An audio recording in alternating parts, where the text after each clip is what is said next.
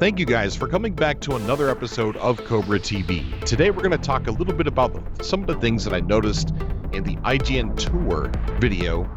Plus I forgot to mention or talk about in the PlayStation A Closer Look video. So to start off is the way that Drones acted when he came over and seen that there was a murder. An animal was dead and they scanned it and they stared at him, which is pretty cool. Now, I'm not sure if that was just, I don't know, just because it was a demo build, or if that's actually behavior that we can see inside the game. Regardless, if it is, that's just amazing. It's like they come over, what in the world happened here? Are you to blame for this?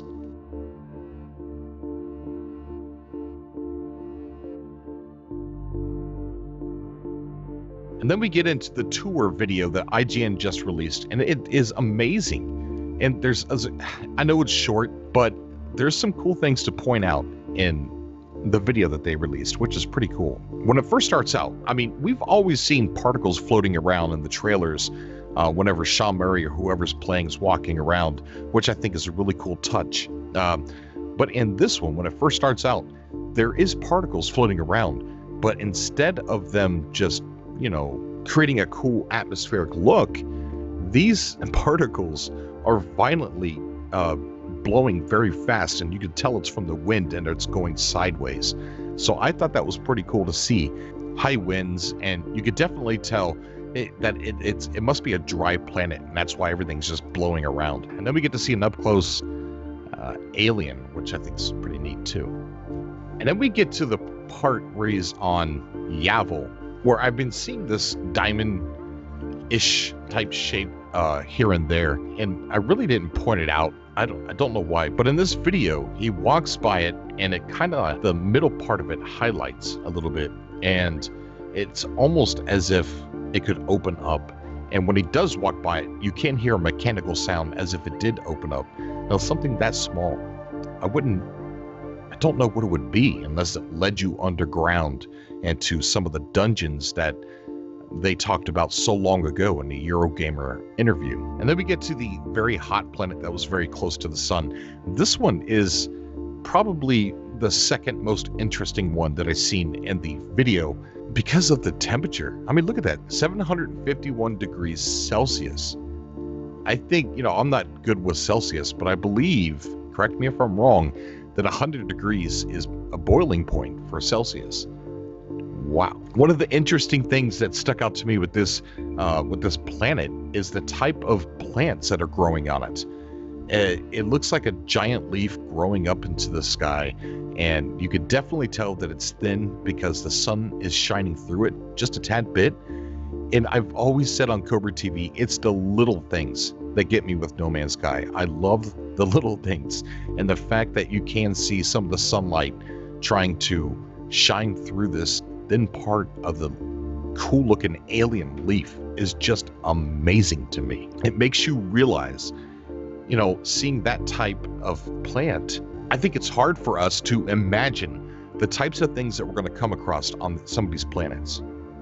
Because in my imagination, that plant right there is nothing that crossed my mind as far as plants go, or trees, or whatever. Then we get to this picture here, which is I think it's an amazing picture. Like, this right here would make a cool painting just to hang up on your wall. The sun, so bright, and you can definitely tell there's dust flying around the air, and you could just feel that it's hot just by looking at it. And then off in the distance, there's like this Tyrannosaurus Rex or dinosaur looking creature.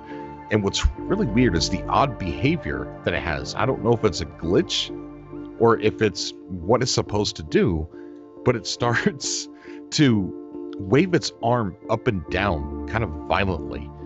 It's just a really odd gesture, something that definitely stood out to me.